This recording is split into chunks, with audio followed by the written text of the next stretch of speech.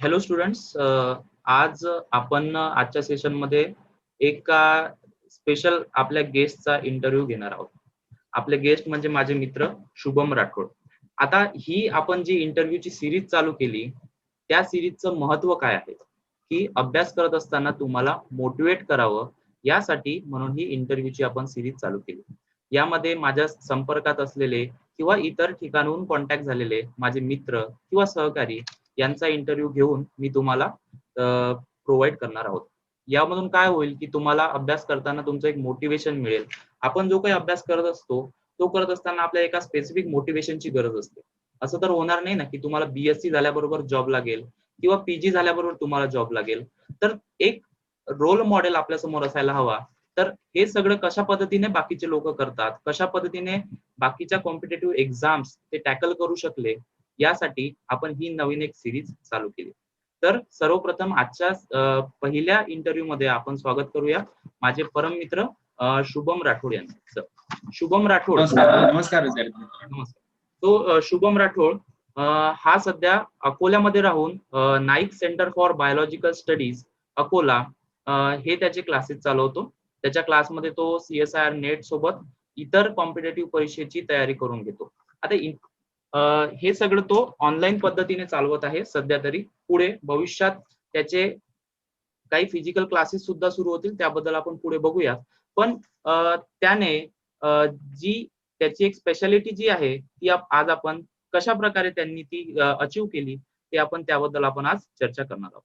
त्याची स्पेशालिटी म्हणजे त्याने MSc होत असतानाच त्याची CSIR नेट जी सगळ्यात कठीण परीक्षा मानल्या जाते, CSIR नेटची कॉम्पिटेटिव्ह परीक्षा जी लेक्चरर होण्यासाठी, जे रिसर्चर होण्यासाठी, PhD होण्यासाठी गरजेची असते, त्या परीक्षेचा अभ्यास त्याने कशा प्रकारे केला व नेट होत असताना MSc होत असताना नेट साठी कशा प्रकारे तयारी केली याबद्दल आपण त्याच्याशी चर्चा करणार आहोत. सो शुभम, तुझं आजच्या सेशन मध्ये स्वागत आहे. सर्वप्रथम तुझ्या शैक्षणिक प्रवासाबद्दल आमच्या विद्यार्थ्यांना काहीतरी माहिती सांगावी अशी माझी अपेक्षा. तुझा शैक्षणिक प्रवास कशा प्रकारे झालाय याबद्दल काही माहिती सांगावी. नमस्कार मित्र, माझं नाव शुभम. मी मुळात अकोल्यात राहणार. माझं UGचं जे एज्युकेशन झालेलं आहे ते Shri RLT college of science Akola इथून झालं. UG केमिस्ट्री, झुलॉजी आणि मायक्रोबायोलॉजी या विषयात झालेलं आहे. त्यानंतर PG माझं झालं शिवाजी कॉलेज अकोला मधून झुलॉजी या विषयात, स्पेशलायझेशन एंटोमॉलॉजी. UG मध्ये आणि PG मध्ये खूप मोठा डिफरन्स असतो. UG मध्ये तुम्हाला एक वरचं नॉलेज दिलं जाते बघा, एक बेसिक नॉलेज दिलं जाते. पण PG हे इन टोटल डेप्थ असते. PG ची प्रिपरेशन करताना CSIR ची प्रिपरेशन करणं हा माझा पहिलेपासूनच ध्येय होता. जेव्हा मी MSc मध्ये ऍडमिशन घेत होतो तेव्हा मी हे डिसाईड केलं होतं की MSc होणारे माझे इतर मित्र आणि माझ्यात काही ना काही एक फरक राहिला पाहिजे. तो म्हणजे CSIR नेट क्वालिफाईड आणि MS सेट क्वालिफाईड. ह्या ऍडमिशन्स घेतानाच मी डिसाईड केलं होतं की मला काय करायचंय. त्या प्रकारे मग मी प्रिपरेशन सुरू केली होती. तर सर्वप्रथम तुझ्या शैक्षणिक प्रवासाबद्दल सांगत असताना मला एक सांगायचं आहे की शुभम आणि मी हे दोघं आम्ही क्लासमेट होतो. शुभम BSc लाच असताना एक त्याचा स्टडी पॅटर्न एक थोडासा वेगळा होता. म्हणजे तो अभ्यास करताना थोडा डिटेलमध्ये जाऊन अभ्यास करायचा. त्या ज्या विषयात आहेत त्या विषयाच्या आतमध्ये जाऊन तो अभ्यास करायचा. म्हणजे बेसिक कॉन्सेप्ट पासून त्याने सुरुवात केली होती आणि त्याच छोट्या छोट्या बेसिक कॉन्सेप्टचा सुरुवातीला नंतर त्याला पुढच्या टप्प्यामध्ये त्याला म्हणजे PG मध्ये आणि नेटची तयारी करत असताना फायदा झाला. बरं शुभम, मला एक सांग, कॉलेजमध्ये असताना तुझी अकॅडमिक प्रोफाईल कशा पद्धतीची होती? म्हणजे तू टॉपर लिस्ट मध्ये होता की तू बॅक बेंचरचा टॅग तुला लागलेला होता? म्हणजे नेमकं आमच्या विद्यार्थ्यांना हे सांग तू की आपण आपण म्हणजे आपण दोघंही जवळजवळ एकसारखेच होतो, की कशा प्रकारे हे महत्वाचं नसतं की तुम्हाला कोणता टॅग लागतो, हे महत्वाचं नसतं की तुम्ही मेहनत किती प्रकारे करतात, याच्यावर पुढचं भविष्य तुमचं डिपेंड असतं. ओके. तर UG मध्ये ऍडमिशन घेतल्यानंतर ऍज सच बुक्सच्या मागे नाही लागलो मी. एक ब्रॉड अँगल ठेवला सब्जेक्टकडे पाहायचा आणि त्यामधून काय शिकता येईल जास्तीत जास्त याच्यावर मी जास्त भर दिला. जसं मायक्रोमध्ये मायक्रो ऑर्गॅनिझम्स, मग त्यांचे प्रॅक्टिकल्स, मग प्रॅक्टिकल्स मधून त्यांची मॉर्फॉलॉजी माहित होते. मग ती मॉर्फॉलॉजी डोळ्याने कशी मेमराईज होईल, म्हणजे मेमरी वाढवण्यासाठी मी प्रयत्न केले, ते पण व्हिज्युअली. रीडिंगमुळे मेमरी वाढते, नॉलेज वाढते, नक्कीच. पण जेव्हा तुम्ही ते प्रॅक्टिकल्स करता, डोळ्याने पाहता, तेव्हा ती अशी मेमरी होते जी खूप काळांतरापर्यंत तुमच्या डोक्यात राहील. बीएससी मध्ये एक ब्रॉड अँगल होता पाहायचा. झुलॉजी, जसं झुलॉजीचे प्रॅक्टिकल्स करत आहे, झुलॉजी थेरी वाचत आहे, झुलॉजीचे प्रॅक्टिकल्स करताना वेगवेगळ्या लार्वा कसे असतात ते पहावे, त्यानंतर ते कसे दिसतात त्याचं लक्ष ठेवावं. म्हणजे इन टोटल बीएससी मध्ये बस शिकण्यावर भर दिला, स्कोर करण्यावर भर नाही दिला. आणि याचं रिझल्ट असा आला की शिकण्यावर भर दिल्यानंतर रिझल्टवर त्यावर काही फरक होतोच, वाटतोच रिझल्ट. तर शिकण्यावर भरोसा ठेवला पाहिजे आणि शिकण्यावरच भर दिलं पाहिजे, असं माझं सजेशन आहे युजीच्या वेळेस. त्यानंतर जेव्हा आपण पीजी मध्ये जातो, पीजी मध्ये खूप वास्ट सिलेबस असतो, तुम्हाला प्रिपेअर करायचं असते. आणि प्रिपरेशन मॅक्सिमम मुलं हे एक्झाम ओरिएंटेड करतात. Exam oriented in the sense 4 आणि 16 मार्क्स साठी, की आपल्याला मार्क्स भेटले पाहिजे, बस दॅट्स इट. पण माझं आधीपासूनच तसं नव्हतं. मार्क्स साठी कधी पळवापळवी केलेली नाही मी. बस शिकायचं, शिकायचं, त्याला चांगल्या प्रकारे अरेंज करायचं, अरेंज करायचं, त्याला चांगल्या प्रकारे लिहायचं. आणि रिप्रेझेंटेशन एवढं चांगलं असलं पाहिजे की तो शॉर्ट असला पाहिजे आणि लिहिल्यानंतर वाचणाऱ्याला तो समजलाही पाहिजे आणि त्याला आवडली पाहिजे. तो इन टोटल एक बेसिक फ्रेम मी तयार करत होतो की जे शिकलेलं आहे ते डोक्यात घ्यायचं, डोक्यात घेतल्यानंतर वहीवर उतरायचं, वहीवर उतरवल्यानंतर त्याची जी अरेंजमेंट आहे ती ऍडजस्ट करायची, अरेंजमेंट जशी तशी डोक्यात ठेवायची आणि पेपरमध्ये तशीच लिहायची. असं माझं इन टोटल पीजी मध्ये सेमिस्टरचं ऍडजस्टमेंट केलं होतं मी. बरं, आता आपल्याला आपल्या आजूबाजूला बघत असताना असं जाणवतं की काही विद्यार्थी युजी लेवलला म्हणजे बीएससी, बीए, बीकॉम लेवलला एक सिरियसनेस त्यांच्यामध्ये नसतो, एक प्रामाणिकपणा त्यांच्यामध्ये नसतो. ते असे समजतात की बीएससी म्हणजे नथिंग, म्हणजे काहीच होत नाही बीएससी केल्यामुळे, की बीएससीचा फायदा काहीच होत नाही, फक्त एक कागदाची डिग्री म्हणून तुमच्याकडे येते. तर असं काही असतं का की बीएससी मध्ये प्रामाणिक असण्याचा, प्रामाणिकपणे अभ्यास करण्याचा फायदा होतो की नाही, याबद्दल तू काय सांगशील? की बीएससी मध्ये प्रामाणिक असून अभ्यास करणे आणि प्रामाणिकपणे नसून अभ्यास करणे, म्हणजे बीएससी ला एकदम लाईटली घेणे, यामध्ये दोघांमध्ये काय फरक असते आणि तुझा अनुभव यामधून काय जाणवेल? की तुला माहिती असेल आपले बाकीचे क्लासमेट्स जे बीएससी ला प्रामाणिक घेत नव्हते, बीएससी ला सिरियस घेत नव्हते, त्यावेळेस अभ्यास करत नव्हते, त्यांची आताची परिस्थिती, आणि जे विद्यार्थी अकॅडमिक्स मध्ये चांगले होते, इन द सेन्स बीएससी ला प्रामाणिकपणे घेत होते, परीक्षेला असताना ते त्यांचं चिटिंग करण्याचं प्रमाण कमी होतं, म्हणजे इन सिरियसली मनापासून काहीतरी अभ्यास करून पेपरमध्ये लिहिणं, याचा आनंद वेगळा, आणि जो आपला दुसऱ्यांचं बघून काहीतरी करून बीएससी पास होणं, याचा आनंद वेगळा. म्हणजे बीएससीच्या प्रामाणिकपणाबद्दल, बीएससी ला असताना, युजी ला असताना, शाळेत असताना प्रामाणिकपणा याबद्दल तू काय सांगशील? नक्कीच प्रामाणिक असायलाच पाहिजे. तुम्ही काही करा, तुम्ही कोणतीही गोष्ट करा, तुम्ही जर ती प्रामाणिकपणे आणि मन लावून जर करत असाल तर नक्कीच ती तुमच्या स्मरणात राहील आणि त्याचा फायदा होईलच. आपण जेही शिकतो त्याचा आपला फायदा होतोच. शिक्षण कधीच व्यर्थ जात नसते. बीएससी ला लाईटली घेणं हे चुकीचं आहे. हो, एन्जॉय करा तुम्ही, तुमचं वय असते एन्जॉय करायचं, पण एन्जॉय अभ्यासाकडे दुर्लक्ष करून होत नसतो. तर अभ्यास तर तुम्हाला करावाच लागेल. Yes, obviously Shubham. तर कॉलेजमध्ये असताना असे तुझे कोणते शिक्षक आहेत, किंवा तू एखाद्याला असा रोल मॉडेल पकडलं होता का की ज्यांनी तुला खूप जास्त प्रमाणात इन्फ्लुएन्स केलं आणि तू तुझा स्टडी प्रॉपरली एका फ्लुएंट वेने चालू शकला युजी आणि पीजी नंतर?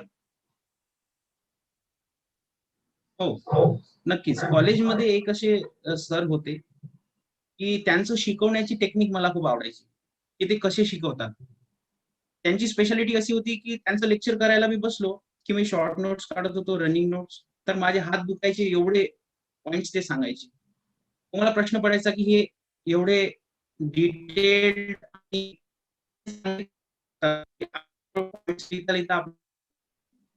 त्यांच्यासोबत डिस्कशन केलं की सर असं कसं. सरांनी मग सांगितलं की बेटा इट रिक्वायर्स प्रॅक्टिस. प्रैक्टिस के लिए करो, आप प्रैक्टिस ज्यादा करो, उससे हो जाएगा. ऐसे ठीक आहे सर, मैं भी करूंगा. देन अजून असे टीचर होते जे विद्यार्थ्यांसोबत खूप चांगले बोलायचे. मग मी त्यांच्यासोबत डिस्कशन केलं की सर आपण एवढे चांगले बोलता, तर याच्या मग काय आहे, रिझन काय आहे? त्यांनी मला असं सांगितलं की पहा म्हणे बेटा, माझं वय जवळपास 55 वर्ष होऊन आलं, पण तुमच्यामध्ये राहून माझं जे मन आहे ते यंग राहते, कारण की माझ्या समोर नेहमीच यंग पोरं असतात. Yes yes obviously. बस अशा यंग पोरांमुळे माझं मन यंग राहते आणि मी स्वतःला यंग फील करतो. मग मी ज्या पहिले टीचर आहेत त्यांच्यापासून डिटेल कसं शिकवायचं ते शिकलो. दुसऱ्या टीचर पासून मुलांसोबत प्रेमळ कसं राहायचं ते शिकलो. अजून एक असे टीचर्स भेटले होते ज्यांनी मला अरेंजमेंट शिकवलं. त्यांच्यासोबत डिस्कशन केलं. त्यांनी ते स्वतःचे डॉक्युमेंट्स वगैरे आणि स्वतःच्या नोट्स खूप चांगले अरेंज करत होते. त्यांच्यासोबत मी बसलो, त्यांच्यासोबत एक दिवस घालवला. त्यांनी मला सांगितलं की ही जी आपली जमापुंजी असते, ही आपल्याला आयुष्यभर काम पडत असते शुभम. याला कधीही चांगलं तयार करायचं, चांगलं ठेवायचं आणि याला खूप चांगलं बाळगायचं. अशा प्रत्येकाजवळून छोट्या छोट्या गोष्टी शिकत शिकत मी माझा एक तयार झालो आणि मी नक्कीच आय प्रॉमिस की दुनियामध्ये जेही चांगल्या गोष्टी असतील त्यांना पाहून आत्मसात करणार आणि अजून स्वतःला मॉडिफाय करत राहणार. येस, म्हणजे ऑब्विसली आपल्याला कॉलेजमध्ये असताना किंवा समाजामध्ये वावरत असताना कोणीतरी रोल मॉडेल आपल्याला खूप महत्वाचा रोल प्ले करत असतो. तो आपल्या जीवनावर एक खूप मोठा इन्फ्लुअन्स टाकत असतो. एक त्याची इमेज तसं आपण घडावं हे आपल्या डोक्यामध्ये असतं. तर अशा प्रकारचे रोल मॉडेल विद्यार्थी मित्रांनो तुम्ही आपले बनवायला पाहिजे, की आपल्या आजूबाजूला कोण आहे, आपल्याला कोणतं व्यक्तिमत्व आवडतं, की जे आपल्याला इन्फ्लुअन्स करतं, ते एक प्रकारचं आपल्याला मोटिवेशन असं असतं. तर बरं मला शुभ एक सांग, पीजी मध्ये असताना तू अभ्यास कशा प्रकारे करायचा? म्हणजे आता युजी तून पीजी मध्ये गेला, म्हणजे युजीची लेवल एक वेगळी झाली, पीजीची लेवल एक वेगळी झाली. ती लेवल शफल करताना तुला काय काय समस्या जाणवला आणि त्यामध्ये शफलिंग मध्ये तू काय काय स्वतःमध्ये स्टडी पॅटर्न मध्ये काय काय चेंजेस केले? ओके. पीजी मध्ये गेल्यानंतर आधी तर मी पहिले सिलेबस पाहिला. सिलेबस अफाट होता, खूप सारे पॉइंट्स होते. 4 आणि 16 मार्क्सच्या हिशोबानं या पॉइंट्सला प्रिपेअर करणं खूप मुश्किल होतं. प्रत्येक पॉइंट्स पर्यंत आपण पोहोचू शकत नव्हतो. पण प्रत्येकाची आयडिया, बेसिक आयडिया ठेवणं हे माझं काम होतं. तर मी प्रिव्हियस इयर क्वेश्चन पाहिले, त्यामधून पाहिलं की कोणते क्वेश्चन रिपीटेड आहे आणि कोणते युनिक आहेत. मग त्यांचा एक वेगळा ब्लॉक तयार केला मी, रिपीटेड क्वेश्चन आणि युनिक क्वेश्चन. माझा अर्थ की तू लॉंग क्वेश्चन साठी एका सेपरेट त्यांना एंटिटी देत होता आणि शॉर्ट क्वेश्चनला सेपरेट एंटिटी देत होता. म्हणजे तुला येस. थिअरीची परीक्षा लिहित असताना तुला त्याचा फायदा जाणवला. ओके. सो आता ज्या काही आपल्या रेग्युलर परीक्षा होतात, म्हणजे आपल्या विद्यापीठाच्या थिअरीच्या ज्या परीक्षा होतात आणि त्यासाठी आपण अभ्यास करतो आणि एक कॉम्पिटिटिव्ह एक्झाम म्हणजे सीएसआर नेट सारखी एक्झाम, सेट सारखी एक्झाम आणि गेट सारखी एक्झाम, तर या तू तिन्ही परीक्षा पास झालेला आहे. यावरून तुझा अनुभव काय सांगशील की आपल्या रेग्युलर थिअरीच्या परीक्षेसाठी आणि सीएसआर नेट साठी सारख्या कॉम्पिटेटिव्ह परीक्षेसाठी अभ्यास करत असताना तुला दोघांमध्ये काय शफलिंग करावं लागलं, दोघांमध्ये काय चेंजेस करावं लागले, की दोघांची पद्धत तू एकच होती? काय सांगू शकशील या पॉइंट बद्दल? दोन्हीही आपापल्या जागी बरोबर आहेत. एक्झाम्स दोघांचे इम्पॉर्टन्स आहे, पण मी जास्त प्रिफर केलं सीएसआर नेटला. येस. कारण की सीएसआर नेट मध्ये आपल्याला कॉन्सेप्ट यावं लागतात. लिहिणं लिहिण्यामुळे कन्सेप्ट अजून चांगले लक्षात राहतात. मग मी काय केलं की पीजी मध्ये पॅराग्राफच्या पॅराग्राफ लिहिण्यापेक्षा मी तेच पीजीचे टॉपिक सीएसआरच्या हिशोबाने प्रिपेअर केले. सीएसआरच्या हिशोबाने नोट्स तयार केल्या आणि त्याच्यात फ्लो चार्ट टाकले, डायग्रामॅटिक क्वेश्चन टाकले आणि असे काही त्यात इनोव्हेशन्स केले, असे काही शॉर्टकट्स काढले की त्या डायग्राम्स पाहणाऱ्याला इझिली समजल्या पाहिजे. मोठंच्या भलं मोठं त्याचं एक्सप्लेनेशन लिहिल्यापेक्षा इन शॉर्ट चार्ट डायग्रामनी कसं मी लिहिणार त्यावर मी भर केला. म्हणजे जेणेकरून माझं सीएसआर पण प्रिपेअर झालं आणि एमएससी पण प्रिपेअर झालं. जास्त प्रिफरन्स मी सीएसआर ला दिला. ओके. तर आता अभ्यास करत असताना काही विद्यार्थ्यांमध्ये खूप ताणतणाव जाणवतो. खूप ते स्ट्रेस घेऊन अभ्यास करतात, की हा एक खूप काहीतरी आपण रॉकेट सायन्स वाचतोय, अशा प्रकारचा ताण घेऊन ते अभ्यास करतात. बरं मग अशा विद्यार्थ्यांसाठी तू काय सांगशील, की तू तुझं स्ट्रेस मॅनेजमेंट कशा प्रकारे केलं, की तुला असं काही कोणत्याच प्रकारचा स्ट्रेस येत नव्हता? मी एक सेल्फ मोटिवेटेड पर्सन आहे. येस. स्ट्रेस वगैरे येणं या स्वाभाविक गोष्टी आहेत. एक रूल आहे विद्यार्थी मित्रांनो, जो मी फॉलो करतो आणि मी फॉलो करतो म्हणून मी तुम्हाला पण सांगणार. There is only one rule my friends, to win the game just remain in the game. There is only one rule. अगर आप किसी चीज की चाहत रखते हो और वो चीज पाना चाहते हो तो उसके लिए अपनी जद्दोजहद शुरू रखो. आप प्रैक्टिस करते रहो करते रहो. सिर्फ मैनेजमेंट ऐसी चीज है जिसमें आप थोडा कन्फ्युज होऊ शकते. लेकिन सोचो, तुम्ही विचार करा, जर एखाद्या गोष्टीची खरंच तुम्हाला रिक्वायरमेंट आहे, ती खरंच पाहिजे, तर तुम्ही तिथं स्वतःचा प्रिफरन्स सेट करत आहात. मग स्ट्रेसला तुम्ही वेळ नाही देसाल, जर तुमच्याजवळ प्रिफरन्स तुमची प्रिपरेशन आहे. येस, म्हणजे आपण आपलं एम जर फिक्स असलं की आपल्याला हे करायचंच आहे, मग बाकीच्या गोष्टींचा विचार करणं आपण सोडून द्यायला पाहिजे अल्टिमेटली. सो बिलकुल, आपण आपल्या स्पीडने चालत राहिलं पाहिजे. ओके. सो आमच्या बीएससी लेवलच्या विद्यार्थी मित्रांना आणि एमएससी लेवलच्या विद्यार्थी मित्रांना तू नेट सेट प्रिपरेशन साठी काय काय टिप्स देऊ इच्छितो, की त्यांनी नेट सेट प्रिपरेशन करताना एक त्यांचा रूट कशा प्रकारे असायला हवा? जेव्हा आपण युजी प्रिपेअर करतो, युजी प्रिपेअर करताना आपण असा एक गोल सेट केला पाहिजे की युजी होता होता माझी गेट क्वालिफाय झाली पाहिजे. कारण की असं क्वालिफिकेशन तुम्हाला आणि तुमच्या मित्रांमध्ये एक डिफरन्स क्रिएट करतो बघा. Yes, obviously. गेट मध्ये चांगला स्कोअर केला तर तुम्ही आयआयटी कडे जाऊ शकता, आणि जर तुमची एमएससी आयआयटी मध्ये झाली तर मग खूप चांगली गोष्ट आहे. मग पुढे अजून एक एक स्टेप वाढत राहील, तुम्ही एक चांगली रिसर्चर बनसाल, एक चांगल्या जागी ऍज असिस्टंट प्रोफेसर लागू शकता. इन केस काही विद्यार्थी फॉर एक्झाम्पल आता पुढे गेलेले आहेत, त्यांची बीएससी खतम झालेली आहे, मग त्यांनी आता सीएसआर साठी प्रिपरेशन चालू करायला पाहिजे.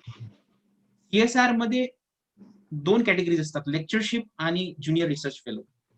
जी ज्युनियर रिसर्च फेलो ही कॅटेगरी आहे, त्यात तुम्हाला स्कॉलरशिप भेटते, खूप चांगला अमाऊंट स्कॉलरशिप भेटते तुम्हाला पीएचडी करण्याकरिता. तुम्ही जर ही कॅटेगरी क्वालिफाय केली ड्युरिंग द एमएससी, मग कसं तुमची एमएससी झाल्यानंतर तुम्हाला गॅप वगैरे 6 महिन्याचा गॅप, 1 महिन्याचा गॅप द्यायची काही गरज नाही. फक्त तुम्ही स्वतःला मॅनेज केलं जर पीजी सोबत, तुमचा 1 वर्ष 2 वर्ष, काही काही लोकांना तर सीएसआर ला 5-5 वर्ष लागतात. तेवढा तो गॅप आहे ना कमी होऊन जाईल. येस, फक्त एकच गोष्ट, मॅनेज करा स्वतःला, दॅट्स इट. बरं, आता आपण सेशन संपवूया आपलं. तर सेशन संपवण्याआधी एक शेवटचा प्रश्न आहे तुला, की आता यानंतर तुझे पुढचे प्लॅन काय आहे किंवा सध्या तू काय करतोस? सध्या मी माझं कॉन्ट्रीब्युशन देत आहे विद्यार्थ्यांसाठी. येस. मी अकोल्यामध्ये online through Naik centre for biological studies run करत आहे. इथे आपण सीएसआर नेटची प्रिपरेशन करतो. Complete 13 units plus important topic of aptitude. 13 units घेत असतो आपण इन डिटेल. आपण 13 टेस्ट घेत असतो, 13 डिस्कशन घेत असतो आणि 2 मॉक टेस्ट घेत असतो. एक 24/7 विद्यार्थ्यांसाठी सपोर्ट सिस्टम आहे आपला, जो विद्यार्थ्यांना मोटिवेट पण करणार, त्यांना मॅनेजमेंट पण शिकवणार, आणि एमएससी सोबत सीएसआर कसं क्वालिफाय करायचं हे तर खूप छान मी तुम्हाला सांगू शकतो, कारण की मी ते स्वतः केलेलं आहे. Yes, obviously. छोट्या छोट्या गोष्टी, छोट्या छोट्या ज्यामुळे स्ट्रेस येते, टेन्शन येते, त्या गोष्टी पासून भटकवणं हे मला खूप चांगलं येते. मी ते करत असतो विद्यार्थ्यांसोबत. आणि सोबतच आपण येत्या 1 एप्रिल पासून सीएसआर ची पण बॅच चालू करत आहे आणि महाराष्ट्र सेटची सुद्धा बॅच चालू करत आहे. लवकरच एक नोटिफिकेशन आलेलं आहे, तुम्हाला माहित असणार की जूनच्या अखेरीस महाराष्ट्र सेट होऊ शकते. त्याची प्रिपरेशन आपण 1 एप्रिल पासून स्टार्ट करणार आहे. ओके, ठीक आहे. आमच्या विद्यार्थ्यांना मोटिवेट केल्याबद्दल, आमच्या विद्यार्थ्यांना एमएससी मध्ये असताना, युजी मध्ये असताना अभ्यास कसा करावा, अभ्यासाबद्दलची प्रामाणिकता, याबद्दल तू खूप चांगल्या प्रकारे समजावून सांगितलं. सो आमच्यासोबत जुळल्याबद्दल तुझे खूप खूप आभार.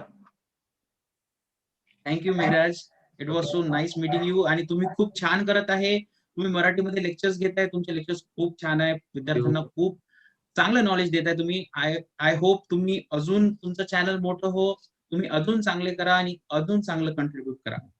Thank you. I wish you all the best. Okay, see you.